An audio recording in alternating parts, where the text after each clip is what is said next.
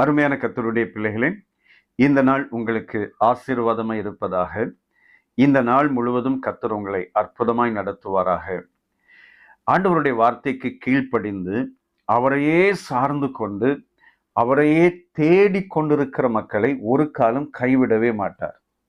ஒருவேளை இப்பொழுது ஒன்றுமில்லாத ஒரு சூழ்நிலை இருக்கலாம், கடினமான சூழ்நிலை இருக்கலாம், ஒரு பக்கம் பயம் இருக்கலாம், எதிர்காலத்தை குறித்த ஒரு கேள்விக்குறி இருக்கலாம். ஆனால் அவர் கொடுத்த வார்த்தையை நிறைவேற்றுகிறவர், அவர் கொடுத்த வார்த்தையை முடித்து வைக்கிறவர். பாருங்கள், ஆதியாகமம் 15ஆம் அதிகாரம் 1வது வசனத்திலே ஆபிரகாமை பார்த்து ஆண்டவர் சொல்லுவார், ஆபிரகாமே நீ பயப்படாதே, நான் உனக்கு கேடகமும் உனக்கு மகா பெரிய பலனுமாய் இருக்கிறேன் என்று சொல்லுவார்.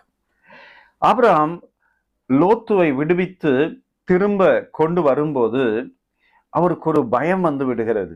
இப்படியே யுத்தங்கள் வந்து பல போராட்டங்கள் சூழ்ந்திருக்கும் போது எனக்கு குழந்தை இல்லை, என்னுடைய எதிர்காலம் எப்படி இருக்கும் என்ற ஒரு பயம் வருகிற வேளையிலே ஆபிரகாமை பார்த்து ஆண்டவர் சொல்கிறார், நீ உன் கூடாரத்தை விட்டு வெளியே வா, வானத்து நட்சத்திரங்களை எண்ண கூடுமானால் அந்தப்படி உன்னுடைய சந்ததி இருக்கும் என்று ஆண்டவர் சொன்னார். அப்போஸ்தலர் 7ஆம் அதிகாரம் 5வது வசனத்திலே இதிலே ஒரு அடி நிலத்தையாகிலும் கொடாதிருக்கும் போது, பிள்ளை இல்லாதிருக்கும் போது ஆண்டவர் வாக்குத்தத்தம் கொடுத்தார். அந்த வாக்குத்தத்தத்தை விசுவாசித்து ஆபிரகாம் அப்படியே நடக்க ஆரம்பித்தார். அவருடைய வாழ்க்கையிலே மிகப்பெரிய அற்புதத்தை பெற்றுக்கொண்டார். இன்றைக்கு உலகம் முழுவதும் ஆபிரகாமுடைய சந்ததி இருக்கிறார்கள். உலகத்தின் பல கண்டுபிடிப்புகள் ஆபிரகாமுடைய சந்ததி கண்டுபிடித்திருக்கிறார்கள். உலகத்திலே மிக சிறந்த மக்களாக ஆபிரகாமுடைய சந்ததி இருக்கிறார்கள். பாருங்கள், தேவன் சொன்ன வார்த்தை எவ்வளவு வல்லமை உள்ளது, அது அப்படியே நிறைவேறிற்று என்று நாம் பார்க்கிறோம். யோசுவா சொல்றார், கர்த்தர் சொன்ன வார்த்தைகளில் ஒரு வார்த்தையாகிலும் தவறி போகவில்லை, எல்லாம் நிறைவேறிற்று என்று சொல்லுவார். அதே போல இந்த காலை நேரத்திலே உங்க வாழ்க்கையில இப்போ ஒண்ணுமே இல்லாம இருக்கலாம். இப்போ உங்களுடைய வாழ்க்கையில ஒரு பயங்கர போராட்டம் இருக்கலாம், எதிர்காலத்தை குறித்த பயம் இருக்கலாம். ஆனால் கர்த்தருடைய வார்த்தையை பிடித்து கொள்ளுங்கள்.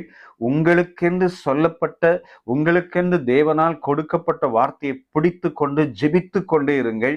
ஒரு காலத்திலே அந்த வார்த்தை உங்கள் வாழ்க்கையில் நிறைவேறி இருக்கிறதை பார்ப்பீர்கள். அந்த வார்த்தை உங்கள் வாழ்க்கையை மாற்றி இருக்கிறதை பார்ப்பீர்கள். அதைதான் ஆபிரகாம் தன்னுடைய வாழ்க்கையில் ஒன்றுமே இல்லாத போது விசுவாசித்தார், அற்புதங்களை பெற்றுக்கொண்டார். நீங்களும் விசுவாசியுங்கள், இயற்கைக்கு அப்பாற்பட்ட அற்புதத்தை நீங்களும் பெற்றுக்கொள்வீர்கள். ஒரு முறை ஒரு சகோதரனுக்காக நாங்கள் ஜெபித்த போது அவருடைய குடும்பத்தின் சூழ்நிலை அப்பொழுது மிக கடினமாய் இருந்தது. 5 பெண் பிள்ளைகளை படிக்க வைப்பதற்கு மிகவும் கஷ்டப்பட்டு கொண்டிருந்தார். அப்பொழுது ஆண்டவர் அவருக்கு தனிப்பட்ட விதத்திலே ஒரு வாக்குத்தத்தம் கொடுத்தார். நான் உன்னை ஆசீர்வதிக்கவே ஆசீர்வதித்து உன்னை பெருகவே பெருக பண்ணுவேன். ஆபிரகாமுக்கு கொடுத்த அந்த வார்த்தையை விசுவாசித்து அறிக்கை செய்து ஜெபித்து கொண்டே இருந்தார். காலங்கள் உருண்டோடினது. கர்த்தர் அவரை வெளி தேசத்துக்கு கொண்டு போனார். அவரை உயர்ந்த ஸ்தானத்திலே வைத்தார். 5 பிள்ளைகளையும் மிக சிறப்பாய் படிக்க வைத்தார். சென்னையிலே ஒரு அழகான வீடு, பிள்ளைகள் எல்லா பிள்ளைகளுடைய வாழ்க்கையும் செட்டில் பண்ண தேவன் உதவி செய்தார். இன்னைக்கு ஆசீர்வாதமா இருக்கிறார். சொன்னார், கர்த்தர் என்னை ஆசீர்வதிக்கவே ஆசீர்வதிப்பேன் என்று சொன்னார். அவர் செய்திருக்கிறார்.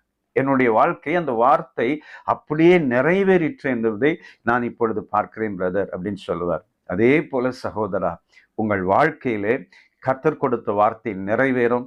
பயப்படாதிருங்கள். இந்த காலை நேரத்திலே ஆண்டவர் உங்களை பார்த்து சொல்கிறார், நீங்கள் பயப்படாதிருங்கள், நான் உங்களுக்கு கேடகமும் உங்களுக்கு மகா பெரிய பலனுமாயிருக்கிறேன். இப்பொழுது ஒன்றுமில்லாமல் இருக்கலாம், என் வார்த்தையை பிடித்து கொள்ளுங்கள், நான் உங்களை ஆசீர்வதிப்பேன் என்று ஆண்டவர் உணர்த்துகிறார். சேர்ந்து ஜெபிக்கலாமா?